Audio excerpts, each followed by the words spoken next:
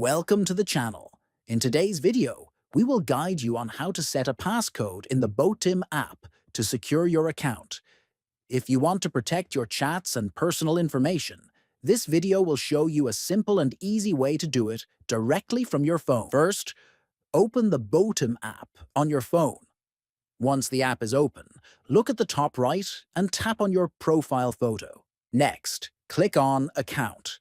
After that, select Manage My Account. Then, click on Passcode. Tap on Create Passcode, and you will be prompted to enter a new code. Make sure to choose a number that is easy for you to remember but difficult for others to guess. After entering your passcode, confirm it by typing it again.